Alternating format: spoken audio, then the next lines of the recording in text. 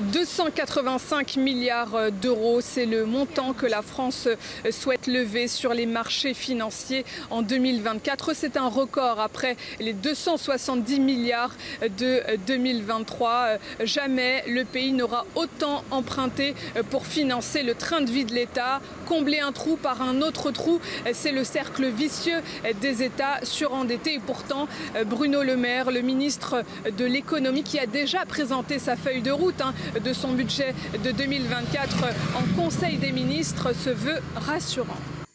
Ce budget 2024 est la première marche ambitieuse pour accélérer le désendettement de notre pays et réduire notre dépense publique. La dette de l'État ne fait qu'exploser année après année. Elle s'établit aujourd'hui à 3 000 milliards d'euros. Elle a gonflé de 800 milliards depuis l'arrivée au pouvoir d'Emmanuel Macron en 2017. Alors forcément, sur la toile, les commentaires de désolation se multiplient. En 2024, la charge de la dette coûtera aux Français quasi l'équivalent des budgets de l'armée et de la justice réunis en pure perte.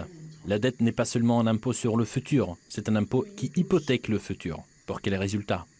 Dette publique historique. La France empruntera 285 milliards d'euros sur les marchés en 2024. Le Mozart de la finance et Bru sont en train de détruire la France. Les sales macronards continuent de ruiner le pays de manière à le plonger dans l'esclavage pour dette, exactement comme ces ordures l'ont déjà fait en Grèce où désormais l'on doit travailler 78 heures par semaine jusqu'à 74 ans pour s'en sortir. Malgré tout, Bercy prévoit un déficit budgétaire en baisse l'an prochain. Le projet de loi de finances de 2024 sera débattu au Parlement tout au long de l'automne.